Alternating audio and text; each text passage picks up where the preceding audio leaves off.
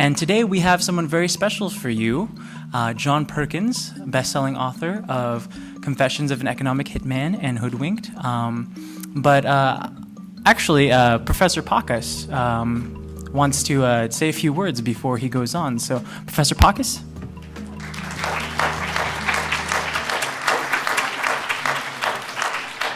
Hey guys, it's been really like a long haul. 2 years ago, I finished Hoodwinked right after I had read all the books in order, sequential order. And I came with the idea that it would be great to actually see if we could host John Perkins to come to PCC. And with the help of my colleague, David, if you can come here. And after many lunches of tacos at what place?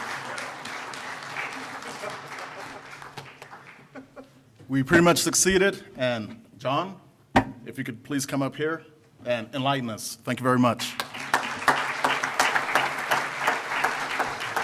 Thank you all for coming. This was sponsored by the Associated Students in the Social Sciences Division. John? Thank you. Thank you, Joseph. Thank you, Edgar. Thank you very much, all of you, for being here. It's a great pleasure to be at this magnificent educational institution tonight with all of you out there. I can't think of any people more appropriate to speak to than students like you, because you're inheriting the mess that I created and my generation created. You have a tremendous opportunity now to really turn things around. So tonight I'd like to talk about 7 facts. And I'm just going to quickly review those 7 facts for you, and then we'll go into some detail about them. But these 7 facts are: 1, for the first time in history, every sentient being on this planet is facing the same crises. Fact number 2, for the first time in history, human beings across the planet are communicating with each other instantaneously on a daily basis. Number 3, nations, governments are no longer running this geopolitics of this world. It used to be a couple of hundred years ago that religious institutions ran the geopolitics, and then it was governments. But now, and this takes us to fact number 4, it's big corporations that are running the world, calling the shots across the planet. Number 5, we have a wrecked global economy. We have a wrecked global economy. It's a failure. It's not going to recover. We don't want it to recover. And I'll talk more about that in just a bit. Number 6, we are in a period of time of extreme change and transformation, political, social, and economic. We're truly in a revolutionary time. We're in a time you were born into and are growing up in a time of a greater revolution than the Industrial Revolution or the Agricultural Revolution, the American Revolution, the French Revolution, or all of those revolutions together. This is a truly revolutionary time. And it's also a time that's been prophesied by indigenous cultures around the world for several thousand years. You're in it. We're all in this together. And number 7, we the people, you and I, have the power to create tremendous change. And we're in the process of doing it. It's happening. I just came back from the Middle East, from Istanbul and other parts of the Middle East. I was in China recently, Iceland. I go to Latin America a lot, Europe, Iceland, all around. It's happening around the globe. We, the people, are making it happen. And we have the power to turn this time of transformation into something very positive. So this is a very exciting time. You were born into an amazing time in history, like none other that we've ever experienced in any way. I'm going to go back to those 7 facts now and go into some detail on all of them, and including, so we have a wrecked economy. How do we fix it? What do we do about it? But before I get into that, I just want to tell you a little personal story. When I graduated from college, I went in the Peace Corps, and I was sent to the Amazon rainforest, Latin America. I lived with the Shuar tribe there. How many of you here have ever seen a shrunken head or a picture of one? Good. Wow. Well, the Shuar did it, the people I lived with. And, they were looking very serious, but that's supposed to be a little funny. It isn't funny, but it's true. Lighten up, guys. I mean, just because you're in the most revolutionary time in history doesn't mean that you take it too seriously. So I'm in the Peace Corps. I'm in the deep in the Amazon rainforest with the headhunters, who I spent some time with. But after the first month or two that I was living with these people, very deep in the Amazon, I got really sick. I was dying. I lost a lot of weight in a very short period of time. I was literally dying. And to get out, I would have to hike for 2 days through the rainforest and then take a 2-day bus ride in a rickety old wooden bus up the Andes Mountains. It was not a possibility. I wasn't going to do it. I couldn't do it. I couldn't walk. So I'm dying. I'm resigned to dying. And I'm not, the Peace Corps, incidentally, when I got out of college, the Peace Corps sent me to a training camp not too far from here, Escondido, California, where they spent 8 weeks teaching me Spanish, which isn't very easy to learn in 8 weeks to begin with. My Spanish wasn't all that good. But as I go in to live with these people in the Amazon rainforest, the Shuar, I discover that they don't speak Spanish. They speak Shuar. You know, the Peace Corps teaches me Spanish and sends me in to live and work with people who don't speak Spanish. But anyway, there's one guy there who can kind of communicate with me. He's the school teacher. He comes from up in the Andes. He speaks Spanish, and he won't admit that I speak Spanish, and I really don't speak Spanish, but we can sort of communicate with my 8 weeks of training. And so late one afternoon, the school teacher comes up to me, and he's leading this really old, decrepit-looking Shuar man by the hand, little guy. And he brings this Shuar guy up to me, and he says to me, "He's the shaman." And I'm like, well, what the hell's a shaman? You know, like, you mean a witch doctor? I'm from New Hampshire. I don't know what a shaman is. And the school teacher says, he can cure you. It got my attention. So this old guy steps up real close to me, and he looks at my feet, and then he looks at my head. He looks me up and down. He steps back, looks me up and down some more, and then comes real close to me and looks up at me. He's real short. He looks up at me, and he says, "You're dying." That's good. He said, that's good. And what I later learned is that the Shuar believe in reincarnation. And this guy thought my life was about as bad as it could possibly get. Time to move on to the next one. But at this point, I think I started crying. Did a lot of crying in those days. I was very homesick. So the shaman guy says to me, "Well, my God, doesn't look like you're ready to die." And I said, "No, I'm not ready to go yet." And he said, "Well, in that case, I can heal you tonight. I'll cure you if you want." I said, "I'll take it." He did.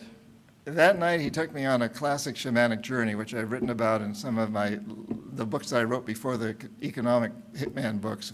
Back in the 90s, I wrote books called Shapeshifting and The World is As You Dream It, and Psychonavigation, and I write about these things in those books. But what happened that night was that as I'm on this shamanic journey, using music and chanting and some local plants, etc., what I'm seeing is that I grew up in New Hampshire, as I said, 300 years of Yankee Calvinists. I'm a Calvinist. I'm a Puritan. And my parents and most of everybody in the community were very conscious of what we ate. We didn't eat anything interesting. Meat and potatoes. I see some people nodding. You know this area. We didn't eat garlic. We didn't even eat onions. Nothing interesting, you know? And we were very hygienic. Like, you got to wash your hands all the time. So now I'm in the rainforest with the Shuar, who are not particularly hygienic, and their main food is something called chicha that's made when the women chew manioc root and spit it, and it ferments overnight into a kind of beer. It's the only thing you drink in the Amazon because the rivers are all polluted by organic matter. So nobody drinks water. Everybody drinks a lot of chicha because you got to rehydrate often. And one of the favorite foods is you reach into an old rotting log and pull out a handful of squirming white grubs and down the hatch. High protein. But I'll tell you, I ate quite a lot of grubs and I drank a lot of chicha because there weren't any Cliff Bars. It's all there was. But on this shamanic journey, I'm seeing that every time I'm drinking this chicha and eating the grubs or whatever, there were a lot of other foods I'm not even going to mention. Every time I eat these things, my mom's sort of hanging over my shoulder. I can feel my mom back there, and she's saying to me, "Son, it's going to kill you." And on this shamanic journey, I saw that the Shuar people are about the healthiest people I'd ever met in my life. The men are all built like Rambo. They carry heavy loads around in the jungles. They're hunters and gatherers. The women are gorgeous, and they're very fertile. They have lots of babies, and they're very... Anyway. And people live to be real old if they don't get killed by a falling tree or a snake bite or a tipped over canoe. They're hunters and gatherers. Life's a little dangerous and risky for them, but if they don't die in one of those ways of an accident, they tend to live to be 100 or more. And so on this shamanic journey, I'm seeing something very amazing. The food can't be killing me. It doesn't kill them. They're healthy. It's natural, local, organic food. So what was killing me was my mindset. I had this mindset planted by my parents and my culture that you have to be hygienic and you can't eat spit beer. You can't drink spit beer, which actually is really good. I could use some right now. Anybody got any? And I think this is a very important lesson. It was an extremely important lesson for me. Mindset. Where's our mindset today? Do you have a mindset that we're living in the perfect world? No. Do you have the mindset that we can change this world? Do you have the mindset that we can change this world? Yes. All right. So it's all about mindset. And I want to go back to those 7 facts now, those 7 points. The first one, crisis. For the first time in history, every human being, every sentient being on this planet is faced by the same crises. Never has happened before. California had earthquakes. Florida had hurricanes. Asia had tsunamis. But they didn't really impact any place else that much. Today, every living form of life on this planet is threatened by climate chaos. Whatever you think caused it, it's happening. The glaciers are melting, the oceans are rising, we know it's happening. Every life form on this planet is faced by species extinction and the terrible tragedy of that, and faced by resources that are declining at accelerating rates, and the prices of essentials like food and fuel that are increasing at accelerating rates. We're all facing so many crises. All of us are in this together. For the first time in human history, for the first time in history, we're all facing these crises. And we are realizing that we are living on a very, very tiny, fragile space station. But unlike the ones that our astronauts built, this one doesn't have any shuttles. You can't get off. I can't get off. My 4.5-year-old grandson won't be able to get off. We've got to take care of it. We've got to take care of this space station. And my generation's not done a good job at it. We've got to take care of it. We're all facing these crises. And number 2, for the first time in history, human beings across this planet are communicating with each other instantaneously on a daily basis. Just a few years ago, I was up in the Himalayas in Tibet, about 17,000 feet, standing next to a glacier, talking to a nomadic tribal chieftain, and he was lamenting the fact that his people would never have telephones because the lines would never get up that high. I'd go deep in the Amazon. I still go, the rest of that story, incidentally, is that I after I got healed, and I did, the next day I was perfectly healthy. I woke up from that shamanic journey and was very healthy, fell in love with these people. I spent 3 years living with them. I have children, godchildren there. I go back all the time, I'm a co-founder of Pachamama Alliance that works with these people a great deal. How many people here know of Pachamama Alliance? All right, the rest of you should. Go online to pachamama.org. It's a great organization. And so I still am very, very connected. I fell in love with these people. I was almost dying with them, and the shaman asked me to become his apprentice, and I did, and so on and so forth. But a few years ago, going back there, I would hear their leaders also lamenting the fact that they could not communicate with the outside world, and there would be no telephones ever in that part of the world because the lines wouldn't reach there. Last week, I talked on a cellular satellite cell phone with a nomadic chieftain up in the high Himalayas. And in our projects out where we're trying to help the Shuar and the Achua keep the oil companies at bay, we've now got a lot of satellite cell phones out there. Everybody on this planet is in touch with everybody else or has that capability. This is earth-shattering. So we're realizing that we're in crisis. We live on this small space station, and we're all beginning to talk about it. We all have the ability to talk with each other. The third fact, nations, governments no longer run the planet. They're no longer in control. And we see this time and time again. We see how countries like Ecuador, President Correa of Ecuador, has a PhD in economics from the University of Illinois, understands our system. Recently there was an attempted overthrow of his government, taught him a lesson. Now he's siding with the big oil companies over and over again. We've seen this with Zelaya, the president of Honduras, who was overthrown because he went up against Chiquita and Dole and Russell Athletic 2 years ago, overthrown in a CIA coup. We see this in Mali right now. President of Mali just overthrown in a coup because he dared stand up against global warming change. We see it in our own country. We know that President Obama, despite his best intentions, is very beholden to big corporations.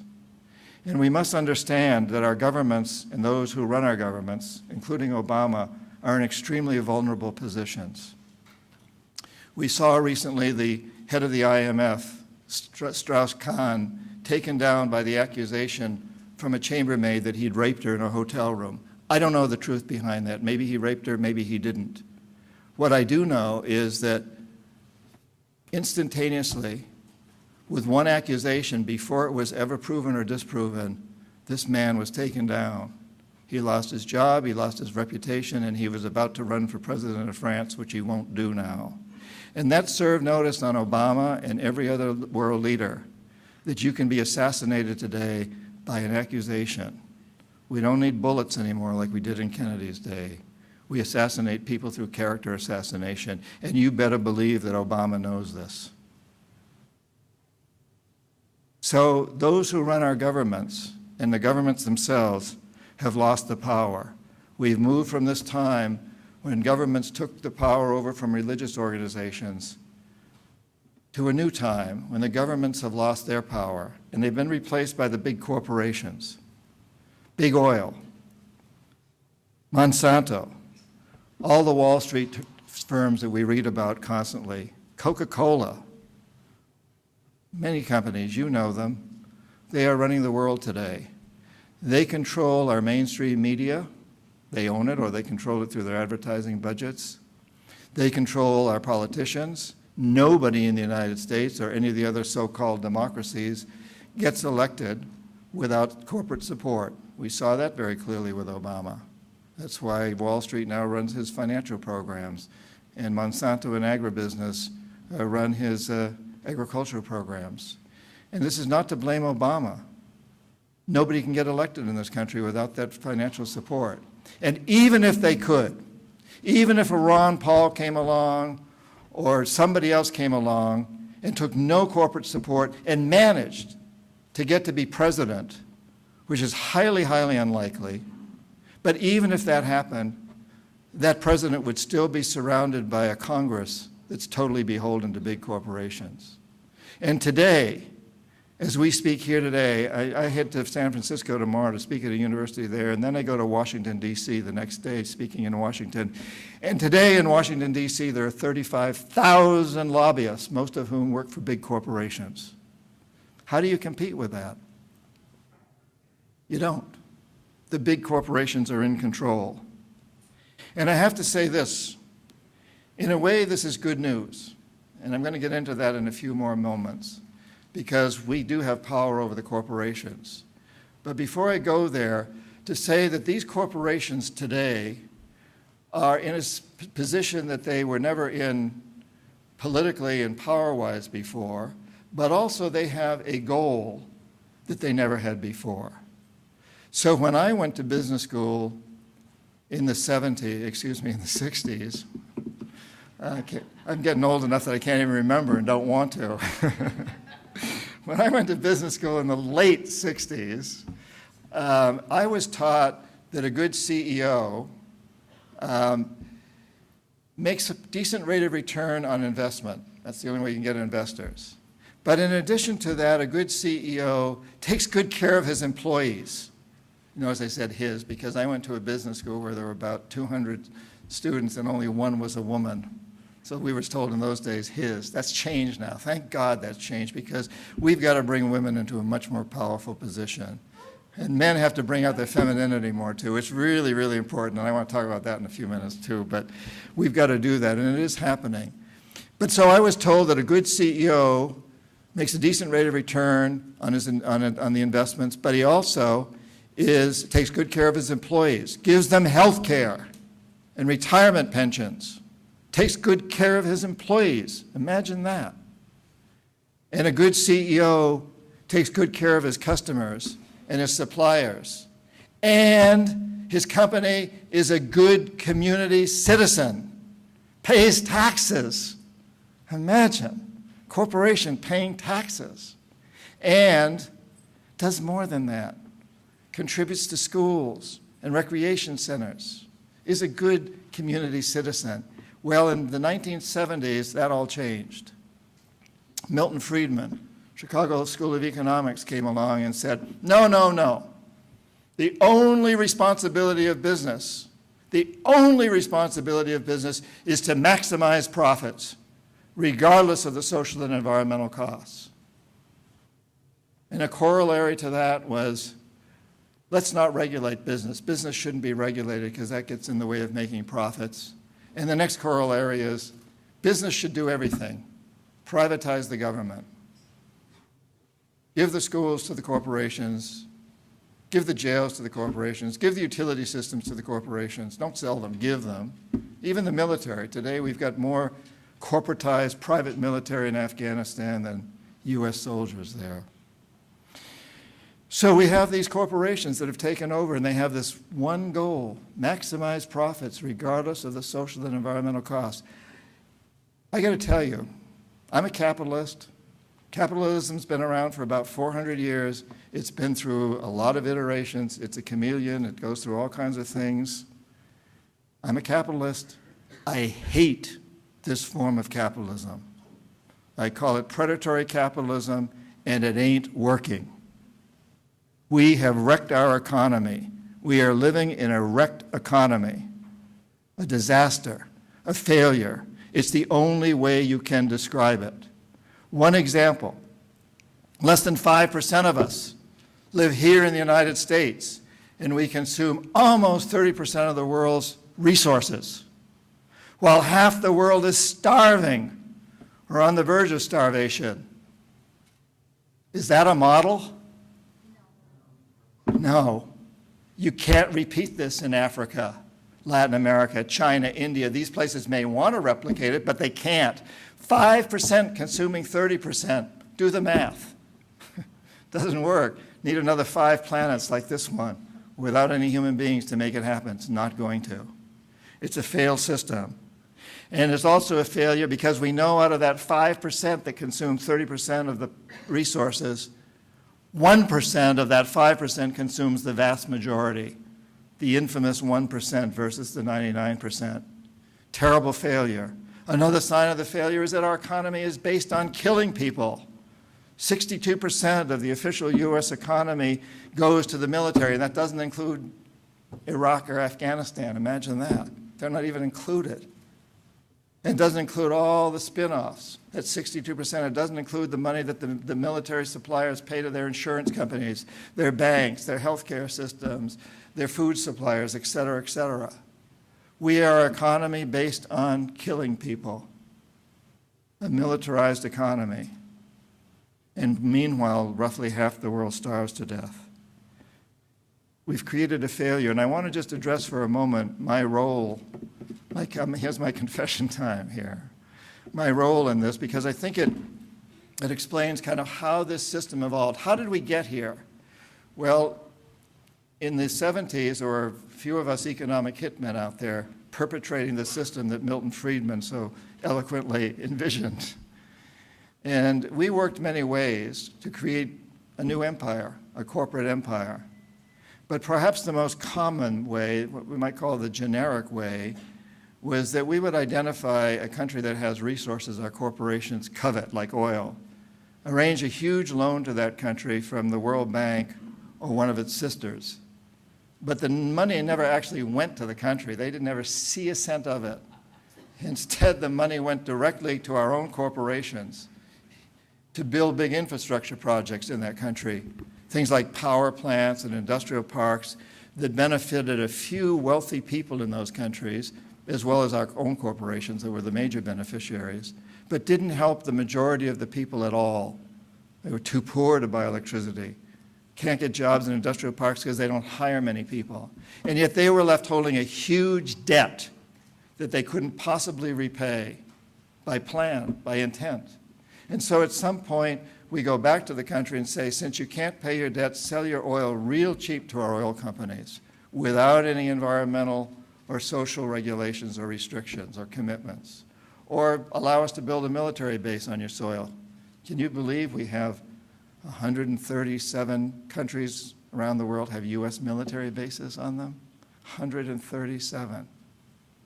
How many do you think the Chinese have?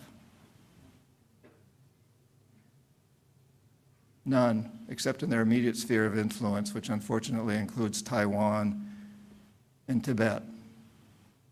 And I tell you, this is meaningful. Travel around Latin America, I speak Spanish. Travel around Africa, Middle East, Asia. They're going to tell, every leader in every one of those countries is going to tell you, I'd rather deal with the Chinese. I'd rather take loans from China because you don't have the conditionalities attached, and China doesn't have a military presence here. We scare the hell out of these people with our military around the world. So, this is what we economic hitmen did. Arrange these loans. When they couldn't be repaid, we made these demands, including military bases and cheap resources. And when we failed, which wasn't too often, but when we failed, the jackals stepped in, and still do. The jackals either overthrow governments or assassinate their leaders. I talk in my books about how I failed with Jaime Roldos, democratically elected president of Ecuador, and Omar Torrijos of Panama. I couldn't corrupt them. I couldn't get them to buy into this system. And they were both assassinated. Recently, Zelaya of Honduras, President Zelaya, democratically elected, was thrown out of Honduras in a CIA coup because he didn't go along with Dole and Chiquita, as I said earlier.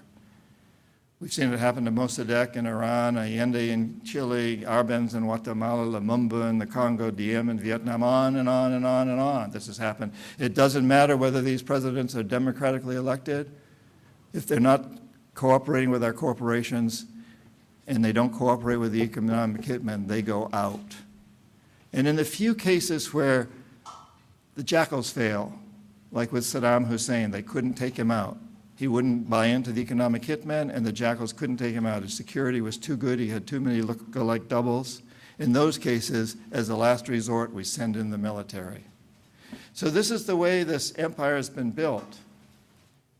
First step is economic hitmen, who usually are successful, because once the word gets out that there's a man coming, me, into your office, your president, you're sitting there, I'm walking into your office and I'm saying, hey, you know, in this pocket, I got a couple of $100 million You and your family are going to benefit a lot from this money if you play the game with me.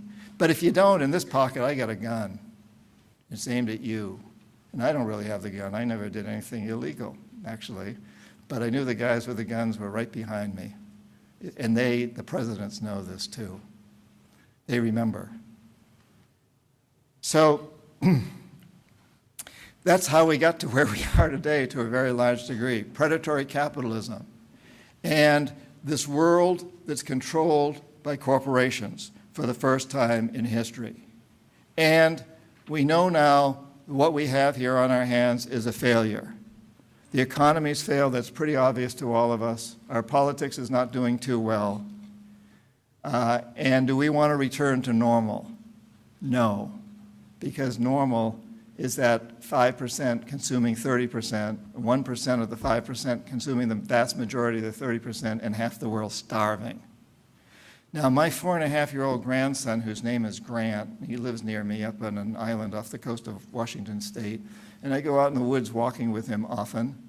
And every time I take my grandson's hand and we walk in the forest, I think, what's this world going to look like when he's my age, 6 decades from now? And you and I know that it's not going to be very nice if we stay this course.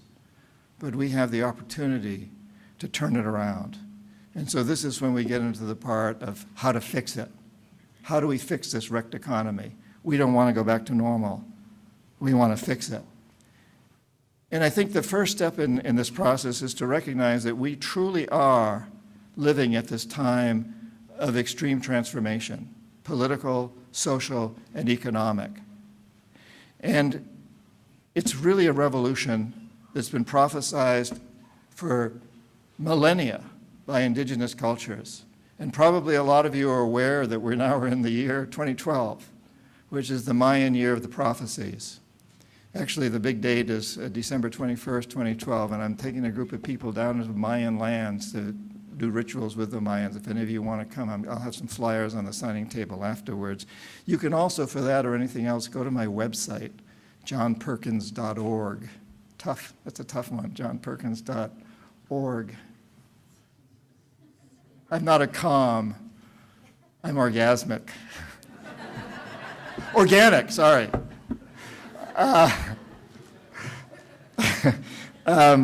And while you're on that site, please sign up for my newsletter. You actually have to put your email address in where it says register. So the Mayan prophecy of 2012, a lot of people think it's a doomsday prophecy. It isn't at all. It's saying the world that we've been living in is going to end and we're going to create a new one. The 17 calendars that the Mayans are so famous for are coming to an end this year, so the new ones can begin. And really the story behind this prophecy goes back to the sacred texts of the Mayan called the Popol Vuh. And in the Popol Vuh, it is said that there was a time when there was a leader named Seven Macaw. And this leader, this king, was characterized by exploitation, by brutality, by selfishness, and deep materialism. But he was killed by the twin heroes, a boy and a girl. His head was cut off, and he was replaced by a new leader named Hunahpu. And Hunahpu is characterized by compassion, by love, by cooperation, by spirituality instead of materialism. And this goes back a long time, this prophecy that comes out of the Popol Vuh. And what it means, how it's been translated for me by the Mayan shamans, is it's saying that there's the old period, which is the period of Seven Macaw, of brutality and exploitation. And the hero twins, man and woman, us, we the people, you, have to come along, male and female, and lop off that head. Ooh, nice one. Getting good at this. Lop off that head and replace that leader with a new one. Replace the whole paradigm with a new paradigm of compassion, spirituality, cooperation. But we have to do it. It's well known that Seven Macaw is not going to do it himself. Our leaders are not going to do it. We have to do it. You have to do it. And there's a prophecy of the eagle and the condor that also comes out of Latin America that says that back in the midst of history, and this prophecy was probably first orally spoken about 3,000 years ago. And even back then, 3,000 years ago, they said back in the midst of history, human societies would take two different routes. One would be the root of the condor, the root of the heart, the root of emotions, of passion, of intuition. Perhaps we could call that the feminine root. And the other would take the root of the eagle, the root of the mind, the brain, science, industry. Perhaps we could call that the male root. And they would separate. But then during the fourth Pachacuti, and a Pachacuti in Quechua, the language of the Andes, is a 500-year interval. The fourth Pachacuti would begin about 1500. And during the fourth Pachacuti, the eagle and the condor would come together and clash, would be violent. And the eagle would be so strong as to practically drive the condor into extinction, but not quite. We know this happened, 1500, Columbus, 1492. After that, the condor peoples of the world, the indigenous people, were practically driven to extinction, but not quite. The prophecy goes on to say that in the fifth Pachacuti, 500 years later, 2000, the year 2000, the opportunity arises for the eagle and the condor to fly together in one sky, to dance, to mate, and to create an offspring that's a new form of consciousness, where mind and heart come together, where the science and the intuitive come together, where the female and the male come together, uniting and creating a new level of consciousness. And we've been seeing that happen too. Beginning in the 1990s, people began to take a real strong interest in indigenous cultures. That's when I wrote the books on shamanism that I wrote, and they became popular. And the shamans at the same time, for the first time, really became interested in reaching out to the world. We did gatherings of shamans at a nonprofit I formed around this country, including one close to here. I see some people that were there, at least one. Hi, Sarah. And so this was a long time ago, 1998 or so. But we saw this coming together happening, this fifth Pachacuti materializing. And there's all kinds of prophecies like this that go around. Another one, Tibet. So in Tibet, they say that the 14th Dalai Lama will be the last. This one's the 14th. Now, I had the amazing good fortune at one point to be sitting in an airport in Leh, Ladakh, up in northern India, with a group of 30 people that I was leading through there. And the Dalai Lama walked into the airport with his entourage. He was about to get on the same flight that we were on, flying into Jammu, India, and he was carrying my book, Shapeshifting. Coincidence. Actually, it was a little rigged. There's a long story behind it, but nonetheless. One of the people in our group went up to his secretary and said, hey, you know, the author of that book's sitting right here. To make a long story short, I ended up sitting next to the Dalai Lama in the front seat of the airplane, 737, flying from Leh Ladakh to Jammu, India. And I asked him, I said, hey, Your Holiness, you know, hey, you can talk to him like that. Your Holiness, you know, the legend says you're the last. What do you think of that? And he says, well, I think it's probably true. And I said, well, what do you mean? What does that mean, that you're the last Dalai Lama? And he said, well, I think maybe I'll be the last one from the Himalayas. And maybe I'll be the last Buddhist Dalai Lama. I'm like, well, this is interesting. What the heck does this mean? I said, well, where do you think the next one might be from? He said, that's why I'm reading your book, because I think the next one might be from I think she might be from the Amazon or the Andes. And I'm thinking, well, yeah, I don't know any Buddhists in the Amazon and Andes, indigenous cultures, so it all makes sense from the standpoint he says it may not be Buddhist.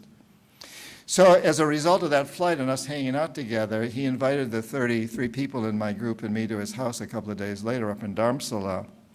And we spent the afternoon with him in his living room. And when he walked in to the room, he greeted us, and then he said, I want to make one thing perfectly clear here today, and that is, please don't become a Buddhist.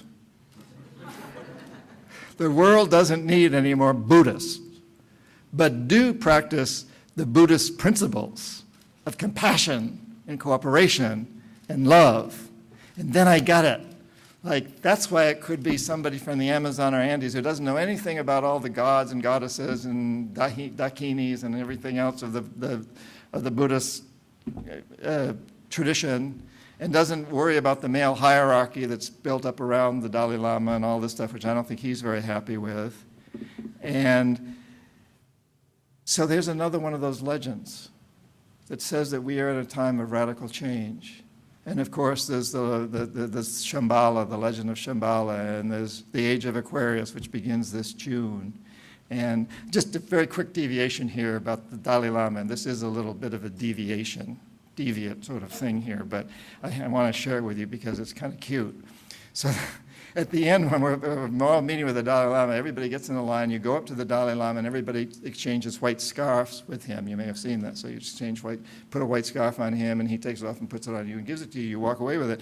And I'm standing there next to the Dalai Lama because this is my group, and I'm introducing everybody to him by name. So I'm hearing all of this. And he invites people to ask him a question or two. So this one woman walks up to him and he says, "Your Holiness, is it true that you're celibate?" And he looks at her, and he gives her kind of this Dalai Lama grin, you know, we've all seen it. And he says, "Yes, I've chosen to be celibate. In my lineage, you don't have to be, but I've chosen to be." And then he gives her what I swear was a pretty flirtatious look. And he says, "You know, in the next life, I don't think I will be." Okay. So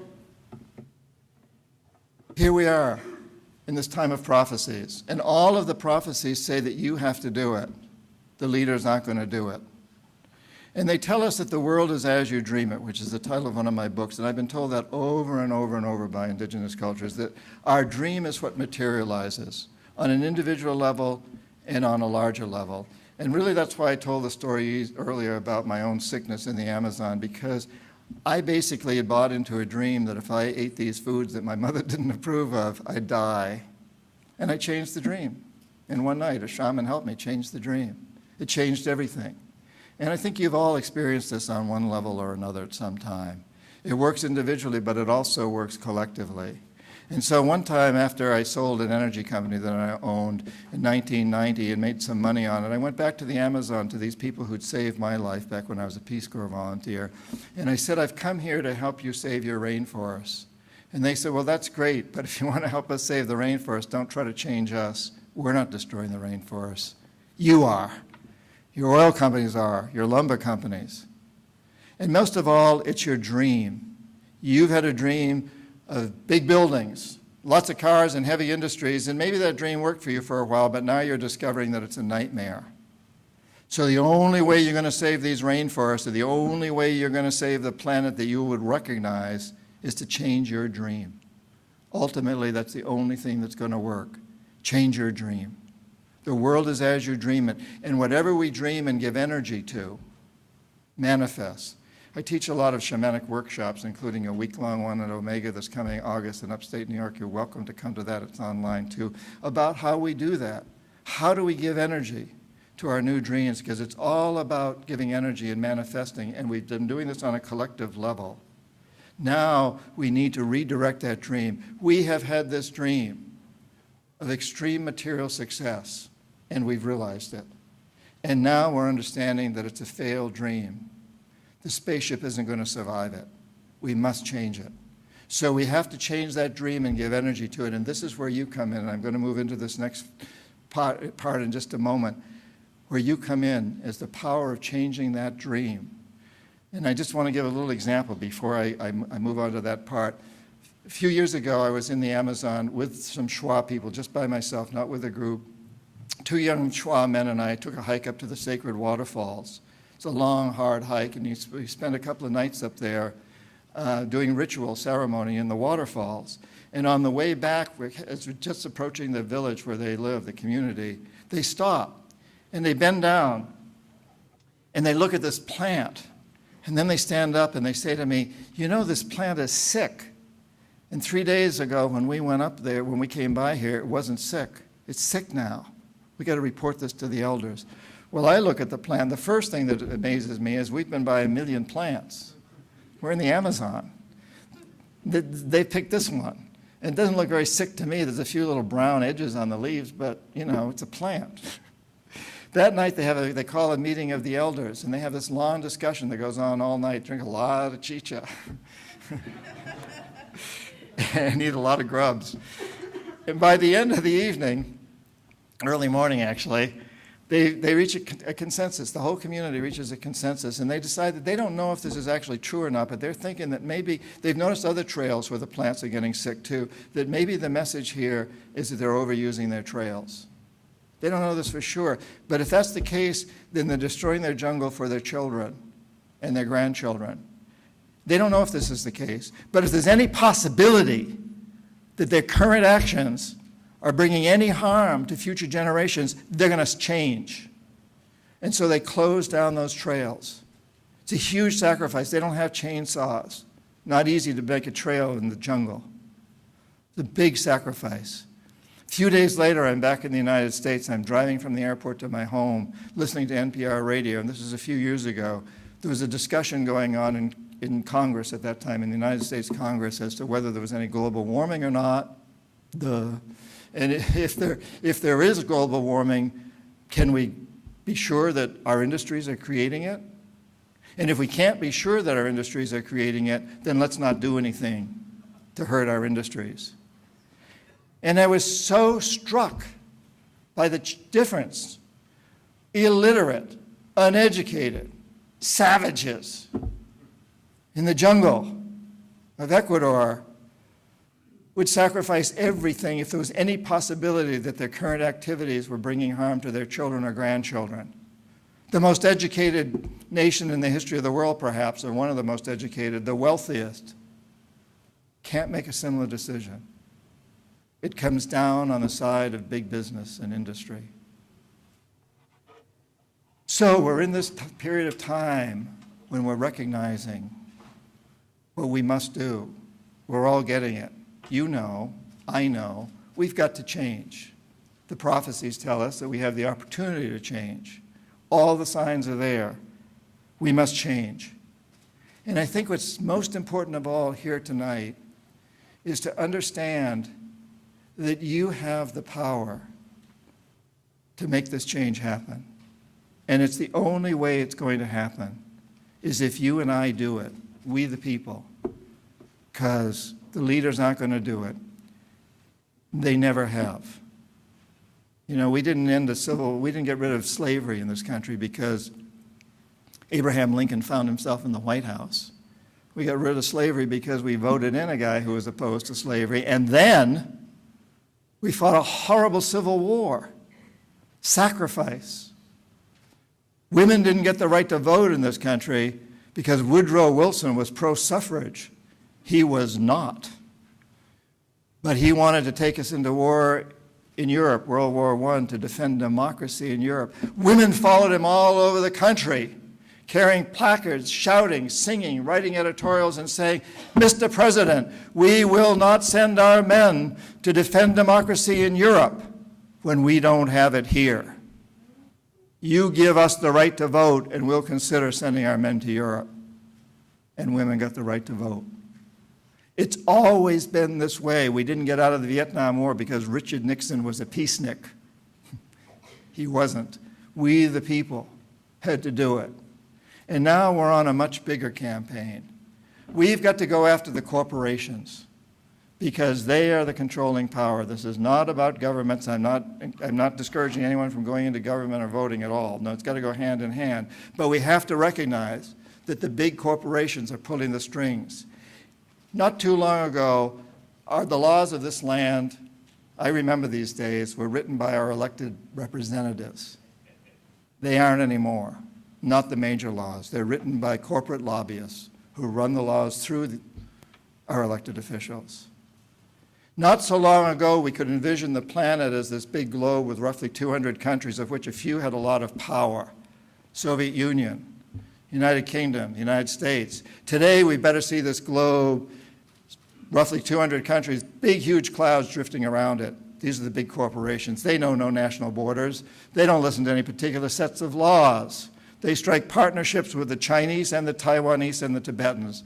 with the Palestinians and the Israelis, with the Pakistanis and the Indians. They don't care who the enemies are. They strike deals with anybody. They call the shots. Make no doubt about it. The corporations are in control, and that's the good news. Because who controls the corporations? You and I. They only survive because we support them, or our tax dollars do, which we do ultimately have control over. They only survive because we support them. The marketplace is a democracy if we choose to make it so. When you shop, when you buy something or choose not to, you're casting a vote. And I'm here to say I believe it's much more important than the vote you cast every 2 years or 4 years in the polls. Because you cast it all the time, and you're casting it with the people who really control the government. But it's not just enough to shop wisely. You've got to let them know. You've got to send that email to Nike and tell them, I love your products, Nike. I would like nothing better than to wear that swoosh or swish or whatever it is you've got on everything around here. But I'm not buying from you as long as you have slaves working in sweatshops in Indonesia. Pay them a decent wage. Give them health care and retirement plans. And I'll wear that swoosh with pride. You've got to send an email and let them know. We've had amazing success at changing corporations. When I was in college, there was apartheid in South Africa. We boycotted corporations that supported it, got rid of it. The rivers, I went to school in I grew up in New Hampshire, went to school in Boston, and you couldn't walk beside the Charles River. It was so polluted. Not anymore. Cleaned up a lot of the pollution around here. We convinced corporations to hire more women and minorities. Recently, to get rid of trans fats, to put labels on their foods, what's in those foods. We've had tremendous success. Now we have to ratchet it up a notch. We have to go back to that originally statement that I made that the only goal of corporations, after Milton Friedman defined this, of predatory capitalism, is to maximize profits regardless of social and environmental costs, and we've got to change that rule. We've got to tell these corporations, go ahead and make a profit. Pay a decent return to your investors, but only within the context of creating a world that Grant, my grandson, his name is Grant, will want to grow up in. Only make that profit within the context of creating a sustainable, just, and peaceful world, and one where all sentient beings can thrive. We don't need any billionaires, but we need for everybody to thrive. All sentient beings, not just humans. So you and I need to send this message. It's no longer just about cleaning up polluted rivers or getting rid of apartheid or opening the doors wider to women and minorities. Now it's about changing that goal of business.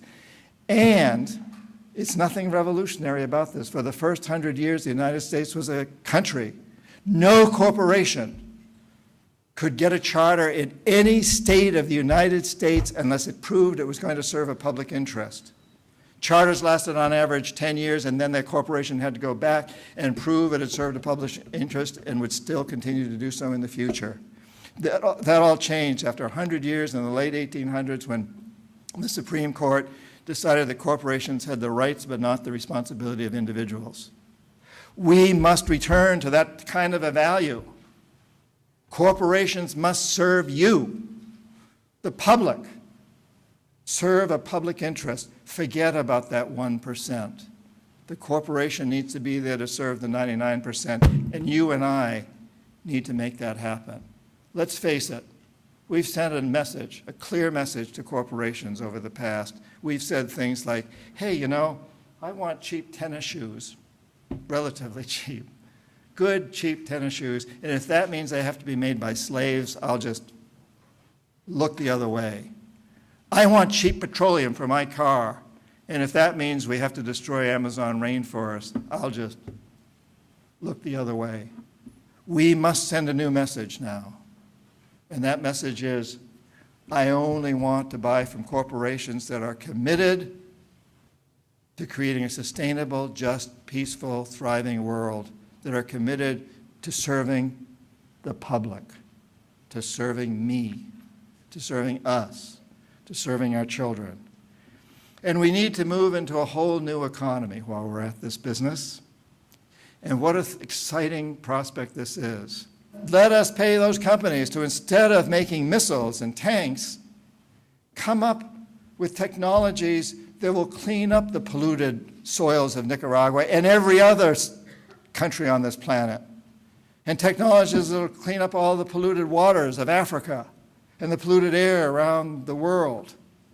And why don't we take another percentage of our tax money, our military money, and pay Monsanto and Dole and Chiquita to, instead of ripping people off around the world and making them dependent on chemical pesticides and fertilizers, let's get them to come up with better ways, more efficient ways for starving people around the world to grow food, store it, and distribute it.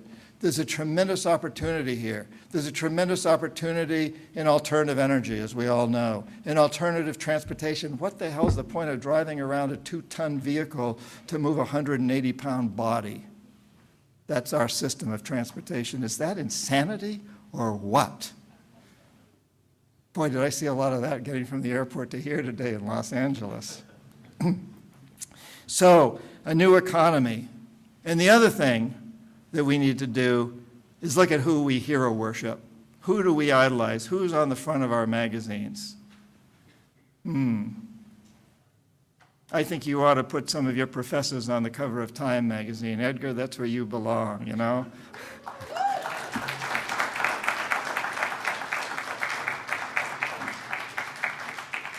And incidentally, I like your hairdo a lot better than Donald Trump's.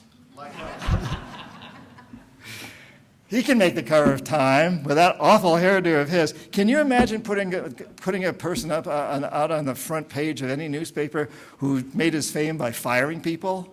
Hey, you're fired. Of course, then we've got Jack Welch, former CEO of GE, who is every business school idol. And I go around, I speak a lot of MBA programs. I tell them, this guy's no idol. He's a damned robber baron. You know, here's a guy who made his fame by polluting the hell out of the Hudson River and making sure that his company, GE, never got punished for it, became president, and right off the bat fires a quarter of his employees and gives himself a huge bonus. When I went to business school, we were taught, you keep those employees. Take cuts in salaries for all your executives, but you keep your employees. Well, he set the stage for a whole new way of doing things. He's no hero. He's a robber baron. We put a lot of robber barons on the covers of our magazines. Let's change that. We need new heroes. We need you guys to become heroes. We need entrepreneurs. If you can't, when you get out of the school or whatever the next step is, if you can't find a job with a corporation, praise the Lord.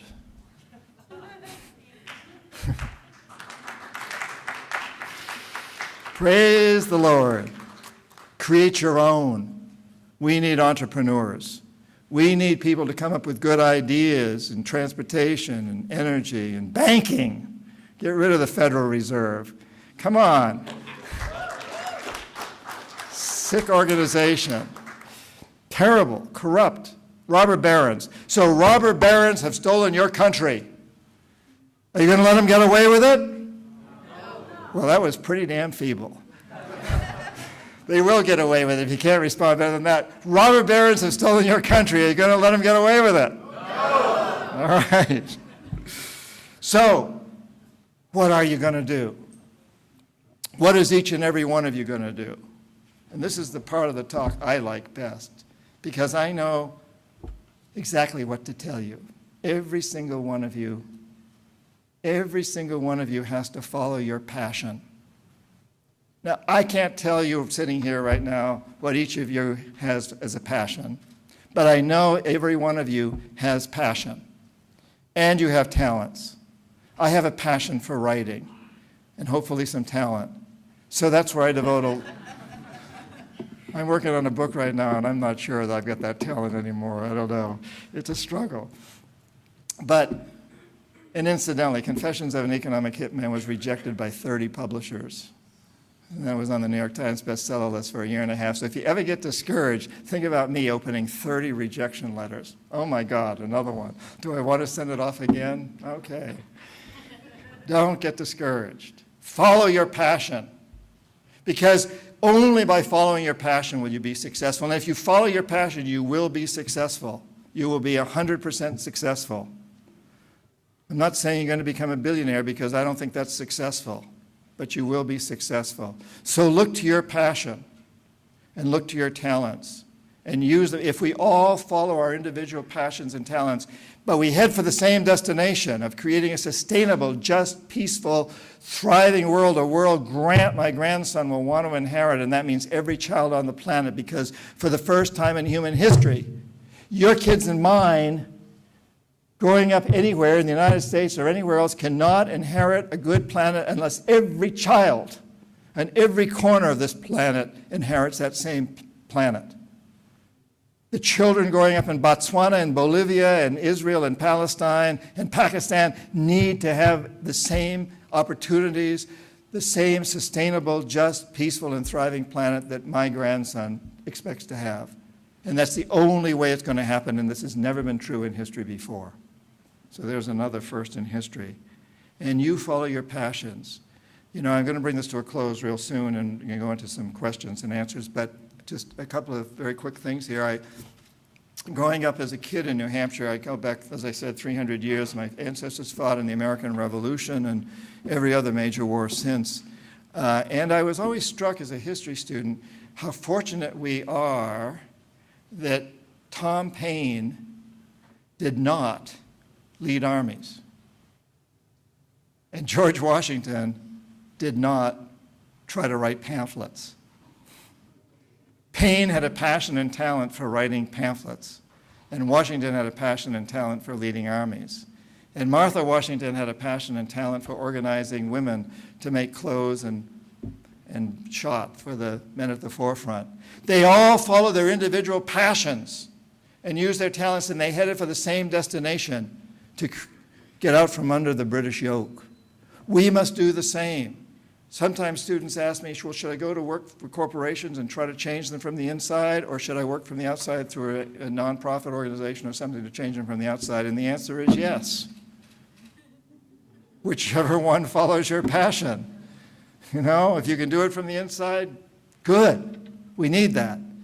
But if you're going to be corrupted by that system, you better stay on the outside. Do it from there. I did it from, I was on the inside and I got corrupted while I was in the system, and then stepped out, and I've spent the rest of my life trying to change it. There's a lesson there. Follow your passion, whatever it is. But let's head for that same destination. And I want to say, too, that you have amazing power. You do. Every one of you has incredible power. As a kid growing up in New Hampshire, again, I had no idea that African Americans in my country had to ride on the back of the bus until Rosa Parks showed me. How many people here have ever heard of Rosa Parks? Well, who the hell was Rosa Parks? A seamstress, a member of the NAACP, but the most important thing she did was to walk to the front of a bus. You can do that. And when I was a kid growing up in New Hampshire, I had no idea that the DDT my dad and I were spraying on the swamp behind our house to kill mosquitoes was also killing fish and birds, until Rachel Carson wrote a book called Silent Spring, and not only got rid of DDT in this country, but started a whole worldwide environmental movement. How many people here have heard of Rachel Carson? Well, who the hell was she? A woman who sat down at a little rickety old desk in a tiny house in Pennsylvania one day and started writing a book, having absolutely no idea that it would ever be published, much less that it would change the world. You can do that. And how many people here have heard of Jack Woodbury and Richard Davis and Mrs. Schneer? Oh, this couple. You've heard me before. What are you doing here? No. How did you ever hear of these people? Oh, okay.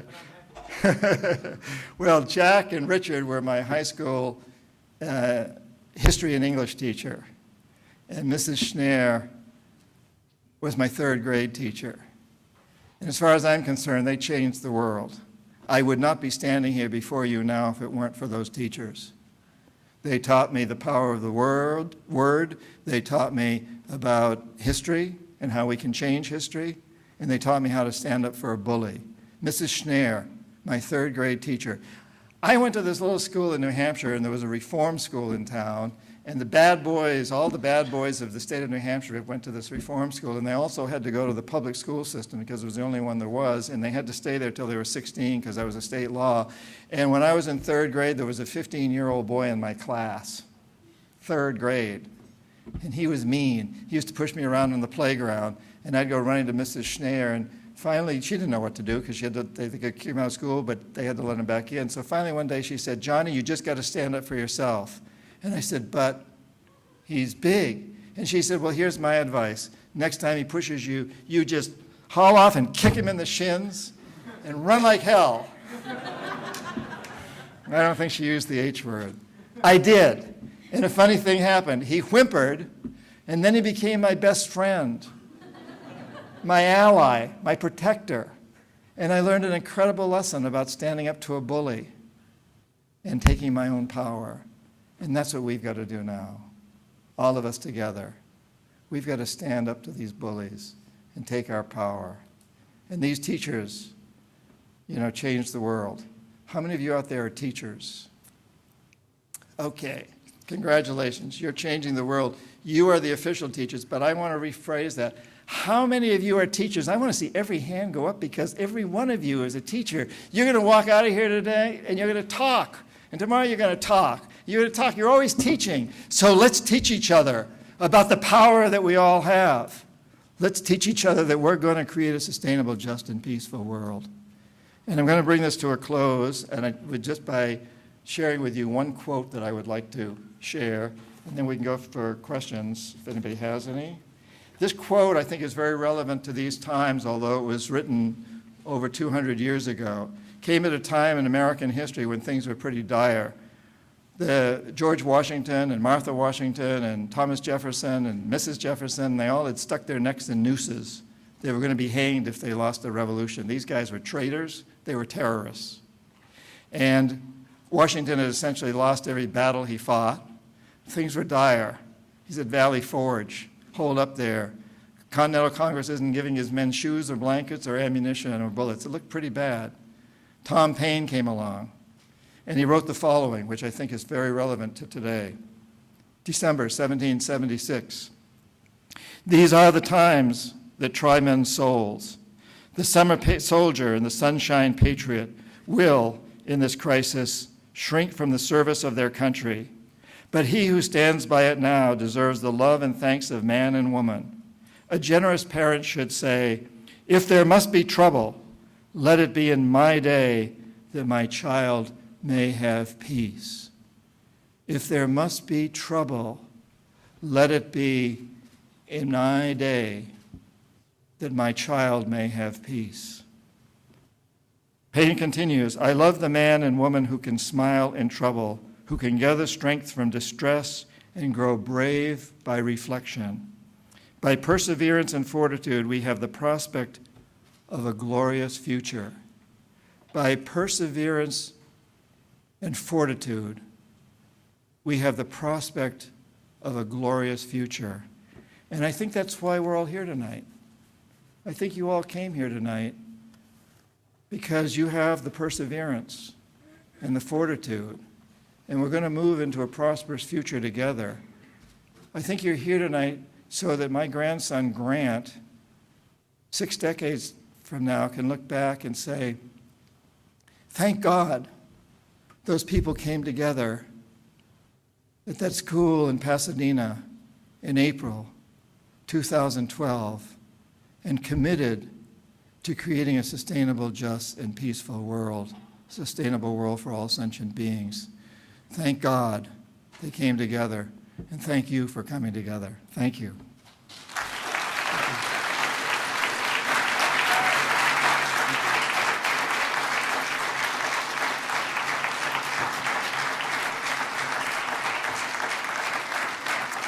Thank you. I think we have some time for questions. If we'll take questions from this side and answers from this side. Anybody have any, I guess, yes? Tell us a little what's happening in the Middle East and also what happened to Libya and Syria, maybe Somalia as well. How much time do we have? Well, I think what we're seeing in the Middle East, in all those countries that you mentioned, is a tremendous uprising. We're seeing it across the globe today. The Occupy movement here, woo, to the Occupy movement.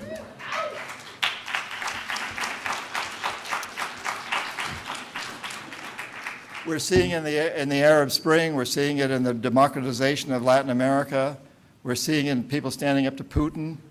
We're seeing it all over. We're seeing it in China. We're seeing people become conscious, waking up. I mean, that's the short version. And of course, at the same time, we're seeing tremendous resistance. So we know the CIA, the jackals are in there big time. They're pushing to replace Mubarak with a Mubarak ideal-alike guy with a new face and a new name, but they would like to have another Mubarak in there. There's no question about it. They'd like to replace Gaddafi with another Gaddafi who doesn't look like Gaddafi, you know. And they're even willing at this point to settle for the Muslim Brotherhood because they seem conservative compared to the more radical Islamists, so they're working with them. Oh, thank you. Do you want to take it around and hand it to people? Oh, yeah. So the next question, thanks, Joseph. But there's a tremendous upswelling of emotion in the world and passion, and I love to see it. This is this revolution, and it's what's been forecast, and it's happening. It's very, very exciting. We're also so lucky to be alive at this time. You know, I used to think as a kid, again, thinking of the 1700s, I wish I'd been born in the 1700s so I could have been part of that American Revolution. This is bigger. This is a bigger time. I'm much happier to be part of this one. It's a lot more comfortable. Yeah, sometimes we don't know what is CIA, and sometimes it's very difficult to know what the part of American government is, or CIA, and the people in those countries, who's doing what and where does it all start, and it's little muddled. It's extremely difficult to know. Yes, of course, that's why the CIA is the CIA. Yes, but we can guess pretty well, especially, you know, if you've been, I mean, I've been there, and I can have a pretty good feeling that there's a tremendous amount of jockeying going on there. And, it's going on all over. I mean, we're certainly seeing it in Russia. You can bet that the CIA is involved in the demonstrations against Putin. On the other hand, Putin is very, very strongly one of the advocates of war with Iran. He'd like to see us go to war with Iran because that would increase the price of oil, and he has a lot of oil. And then again, our own corporations love this saber rattling around Iran. I'm not sure they want us to actually go to war, but every time the saber gets rattled, more military equipment gets sold. General Electric benefits, General Motors benefits, Raytheon and General Dynamics, they all benefit from this. So the saber rattling is great for those businesses, and that's one of the reasons we've got to change our economy. We've got to get those companies out of those businesses, because as long as they're making most of their money in those businesses, they're going to keep pushing for war, or at least the threat of war. They love the threat of war. And you may think, and I may think, that we lost in Vietnam. General Dynamics doesn't think we lost in Vietnam. You may think we lost in Iraq. General Dynamics didn't lose in Iraq. They made fortunes. There's no better way to make a lot of money than destroy a country and then rebuild it. It's a game. It's an old game that goes back to the Persians and Genghis Khan. Thanks. Somebody else. I'll let you choose, Joseph. Sure. I have a question regarding the military-industrial complex. You said during your comments that 62% of the budget, I think you were talking about the government's budget, right, or the GNP, goes to military spending. The Saudis last year purchased $170 billion of aircraft equipment and military hardware for their Air Force. Saudi Arabia, most corrupt theocratic regime in the entire Middle East. 15 of the 19 hijackers, ostensibly, were Saudi. They're channeling some of that military hardware, I understand now, to the rebels in Syria and, you know, helping destabilize Syria. The military, you said that we have 147 military bases around the world. My understanding, 137. 30. My understanding is we have close to 800 military bases.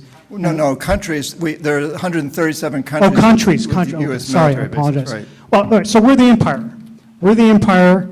The Saudis are our puppet state. Israel's our puppet state platform. Well, the United States government is a puppet state because the empire is a corporate empire, not a governmental empire. Okay, so here's my question. How do we connect with the populations in these other countries? 80% of the world makes less than $10 a day. How do Americans transcend their idea of American exceptionalism, their focus on themselves, their individual situation, and connect with the rest of the world, which is under this jackboot? Good question, and I think that the real answer is to recognize that this is a corporatocracy. The heads of our biggest corporations are the people in control. And we are the biggest consumers in the world. So less than 5% of the world's population consumes almost 30% of its resources. That's us. These corporations can't exist without us. They can't prosper without us. We've seen thousands of big corporations in my lifetime go bankrupt, leave. They don't no longer in existence. And you can name things like Pan American Airlines, for example. They used to circle their globe, and so many others. They're very dependent on us, and they're vulnerable. And they are the runners of the corporation. They are the ones striking the deals with the House of Saud. I've been there, struck the deals with them in Saudi Arabia, the Royal House of Saudi Arabia. So are you calling for a boycott, consumer boycotts? I think that's one way to do it, yes. And again, we each follow our passion. If you're up for leading boycotts, yes, please do. They work. We need boycotts. There's many ways to do it. I'm not boycotting so much as writing books about it. That's the way I do it. I'd love to have you set up boycotts, and I'll join it. Just by the way we consume and send emails telling how we consume and don't consume, telling these companies, I'm not buying from you anymore. I'm not buying a General Motors car as long as you're making tanks to go to war and you're lobbying for war. I'm not doing that. And, it's amazing the success we have in turning things around. Here's a specific example. Florida Power and Light, nation's third or fifth largest utility company, depending on how you measure it, was mandated by the Public Utility Commission of Florida a few years ago to build the United States' largest coal-fired plant. They didn't have any coal. The head of the environmental department refused to permit the plant. Woman, she said, I'm opposed to it. I'm not going to permit it. You can fire me, but I won't permit it. I won't take part in that. And in the long run, no community in Florida would approve the plant. They wouldn't give it the permits. The people of Florida spoke out. I happen to believe that if the head of the environmental division had done what they wanted her to do, they probably would have gotten approved because she was very good at her job. She happens to be my wife, so I know. But she didn't. They didn't approve any of those plants. So Florida Power and Light did not build a coal plant. Instead, they went into the solar and wind business. Today, that company is the largest developer of solar and wind power in the United States. They own most of the big machines up at the Altamont Pass, for example, and throughout California. They own them, Florida Power, subsidiary of Florida Power and Light. And the really important part of the story is that a few years ago, the CEO of Florida Power and Light used to go to Washington at least once a month, sometimes more often, and lobby against CO2 emissions controls. Now he goes 2 or 3 times a month and lobbies for CO2 emissions controls. Same guy. Because the people of Florida spoke, they said, we do not want coal in this state. We will not accept it. It turned around the nation's third or fifth largest utility company and sent a guy who has a very powerful lobby in Washington completely to the other side. This microphone likes me. That's the people speaking. We can do that with General Electric and General Dynamics and General Motors and Raytheon too. We can do it. Europe shut down a lot of GMO that's coming up again, processing. So Kellogg's Corn Flakes in the United States is filled with GMOs. In Europe, doesn't have any. Tastes the same. I can't tell the difference. But Kellogg's went along with it because the European people said, we're not accepting it. We can do that too. We've been sheep here. We really have been. We need to wake up. We are waking up. We need to wake up more and go out there. So there's many ways to do it. Yes, consumer movements, boycotts, or just a large consumer campaign using the internet. Very effective. These CEOs do know what comes in over the internet. They don't read all the emails, but they get a matrix at the end of every month that tells them what's coming in. It's important for us to speak out, to take action and speak out. Thanks. Talking about speaking out, a couple of my friends here from the school, we came up with this project called Arts for Change. It's basically like trying to utilize some of our talents to raise awareness for environmental sustainability and education. Aside from this book that I bought, what would you suggest as like things we do or people we go to ask for help, like in getting venues or, you know, just to, for people that want to do something, small or big, what do we do? Or do we have others that we could call on to at least help us? What's the book you bought? Hoodwink. Oh, excellent choice. Is there an organization here on campus that could help him? The Sustainability Committee. What? Civil Affairs? Student Affairs. We have a ASPCC Sustainability Committee, and we also have Seeds of Change, which is a club on campus. So if you want to get more involved, you can come to our office, which is downstairs right below this room. So. I'd like to suggest, I'll make a further suggestion that why don't, when we're done here, would you stand up again, please? What's your name? James. And maybe you and Joseph and a few of the other people could just stand over in this corner, and if anybody else is interested in pursuing this, go over and meet with you, and just you can only just take 1 minute, but decide on a future meeting, you know, tomorrow night or sometime. I think there's a lot of places you can turn, and you can go to the internet. There's a website called dreamchange.org, that one of my organizations that has a lot of links to things like this. But there's nothing more powerful than doing it on a local level. So if you can get people here in this room to come together that are also interested in doing the same thing, and you can start something here locally, and then you can call on the bigger issue, and maybe it becomes part of one of the campus activities. A guy who works with me, who was a student at the University of Massachusetts, took as his master's project, what's the name of that, agriculture? Permaculture. And he made this huge permaculture thing on campus, and as a result, the chancellor, when he graduated, hired him as the new sustainability chief at 24 years old. And he just won the White House prize, first place for sustainability. He's meeting with President Obama, I believe, today. I'm not sure, sometime now. He's got this meeting, and this thing is growing huge, huge. A guy named Ryan Harb. It all started, he just started it on campus as part of his master's program. But there's all kinds of things like this happening, and I know there's a permaculture project here on this campus, too. Doing it locally that way is so powerful.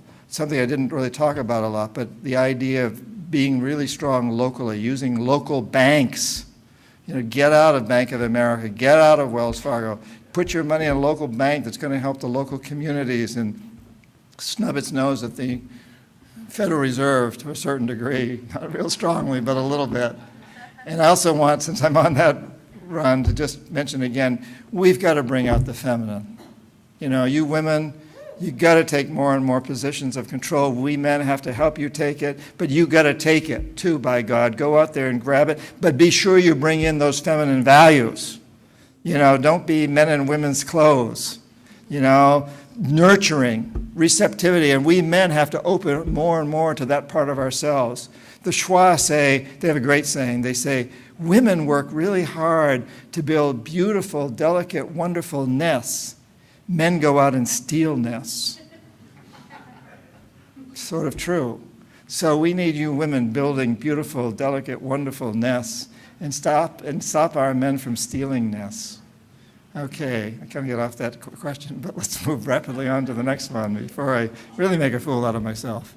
Well, I really am so grateful that you wrote that book, Economic Hickman. As it turns out, I found myself in Ecuador, and I became close to a shaman and his family. He was a Yachak, and they were Incan descent.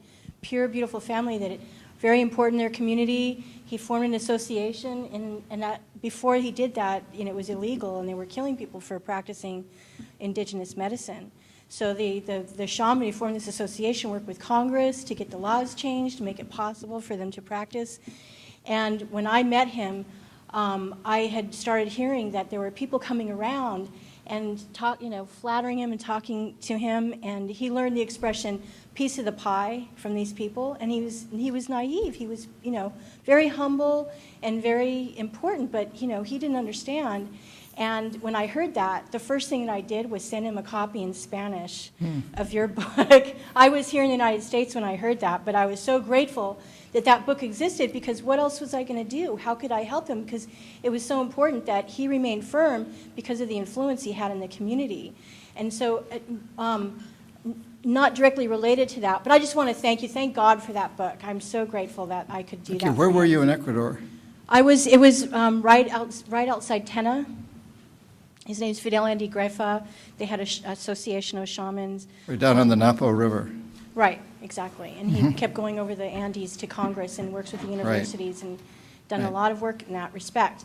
But I mean, as a result of being there and falling in love with the family and with the people there, I have a question that is, what if we have the resources or the inclination, is there anything that we can do for the people in the shaman? Because there are a lot of people I met in Ecuador, in Peru, who were just, they were displaced and they wanted so much, just help just with water and with, become part of the Pachamama Alliance. Go to Pachamama.org. It's an organization that Bill and Lynn Twist and I founded in 1995 at the request of the shamans. We have an incredible partnership with these very people that you're talking about in the Tena area, as well as throughout Peru and Colombia and Venezuela and many other parts of Latin America. Go to Pachamama.org, Pachama, and I encourage everybody to do that. And we have programs, about a 4-hour program called Awakening the Dreamer, which is mainly videos that I'm sure it's shown here periodically. And you can go online, and I'd really encourage you to go to it. It's a great organization. Thank you. Thank you very much. I guess we probably have time for about 2 more. So you had said that ultimately the control of changing or change is going to rely on the market as a whole, that the market is the only thing that can change the corporation's actions. At what point then should the consumer, the individual, the market as a whole be responsible for what the corporations have done in the last 30 years or the atrocities that you inferred? Well, I think that's a good question. I think that it's not so much the market that's in control. We, the people, are in control through the market. So the market is the vehicle. The market doesn't have control itself. We have control through the market, through how we shop. We've always had that control, but we haven't always exercised it. And the corporations have been very good at convincing us not to exercise it and using the propaganda media to convince us to do things that they want us to do. But we've had a lot of exceptions to that, as I pointed out, getting rid of apartheid, where we really stood up to these corporations and boycotted them and called them on it, and cleaning up our polluted rivers, and on and on. There's so many cases of things that we've done to turn corporations around in specific areas. What I'm saying now is that we need to move into a bigger arena, and that is tell these corporations we are only going to support, we're only going to buy from ones that are committed to being socially and environmentally responsible. They've got to be committed to make a profit, pay your investors a decent rate of return, but only within the context of creating a sustainable, just, peaceful, and thriving world.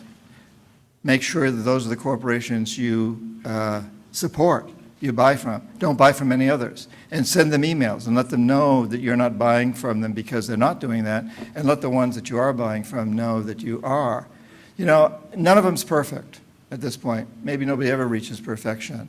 But I have to say, the corporations are not the bad guys. We have sent these messages that we want cheap clothes and cheap petroleum, and they've bought into it. And I've known a lot of executives, and I personally don't know any that want to see Florida sink beneath the ocean. I know there are sociopathic executives out there. Enron had them. I think Phil Knight at Nike's probably sociopathic. But most of the executives I know are, just decent people who love their children, and they're off they're off on using the wrong goal. They're following this goal of maximize profits regardless of social and environmental costs. And we've been accepting that goal since the 70s. We've bought into it. We've accepted it. We've got to stop accepting it. Tell them that's not the goal. They need to be good public servants. One more? Yeah. Did I take my Hi. time? My question is, you're saying, tell these corporations that you're doing wrong, we're not going to buy your stuff anymore. But let's take, for example, produce, meat that we buy at a grocery store. We have our own form of apartheid here where if you can't afford it, you can't get good quality food. So it's not always as simple as saying, well, I'm just going to stop you and I'm going to pay for organic farmed food when it costs twice as much. The people just can't afford it. Economy is so bad, people are jobless. I mean, what's another option? Yes, that's a very excellent point. That, the fact of the matter is that green products should be the cheapest if we included what we call external costs. So, we're not including the costs in those cheap meats of the degradation to the environment that goes on. Those costs should be included. What it costs to clean it up, they're not, I grant it. And another reason that organic and foods are more expensive is because we're not mass producing them the way we do the others. So as we move more into that area, they become less expensive. In the meantime, I think what we all need to recognize is that if you have to spend more for an environmentally and socially good product, you're making an investment. It's not a sacrifice, it's an investment. My daughter, when she was pregnant with my grandson, called me one day and she said, Dad, I'm looking at cribs. I can get one for for $400 that's made in China, and I think it's made by slave labor, and who knows what kind of wood. Or I can get one that I know is made by union labor in Canada and using plantation woods for $800. I said, okay, Jessica, what are you going to do? And she said, well, there's no question. I'll spend the extra $400 because it's an investment in my son's future. I would spend $400 to get him a car seat or a better education. I see this as an investment in his future. And incidentally, when she actually ended up buying it, it was on sale and she got it for $600. So it worked out pretty well. But I think that's how we need to look at all of these things. When we buy socially and environmentally consciously, we are investing in our future and our kids' future, and we've got to let the companies know that, because if we do, the prices will go down of those things. If you absolutely can't afford that, maybe you should stop eating meat, but if you absolutely can't afford that, at least be aware that you're foregoing an investment opportunity. I'm an economist, so I'll put it that way. That you have the opportunity to invest in your future and the future of the planet by doing the right thing. But if you can't afford to do it, you're foregoing a great investment opportunity. And commit to, when you can afford to do it, to do it. This takes discipline. Everything I'm talking about here takes some discipline. We need to be more disciplined. How many T-shirts do we need? How much meat do we need to eat? And I'm not a vegetarian, so I'm not knocking anybody, but I've cut way, way back on it. And I'm careful. My son-in-law, my daughter, this very daughter I'm talking about, now own and operate a local organic food restaurant on Bainbridge Island off the coast of Seattle, which is where I live.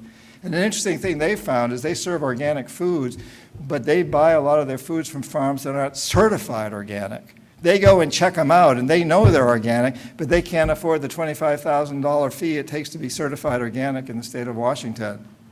But they're still organic, so it doesn't have to always be certified. And sometimes the non-certified organic is more organic than the certified organic. So let's look at this as an investment opportunity, and that's what it is. And it will bring the price down, but we've got to take some discipline here. We've all got to be disciplined, and we got to have fun.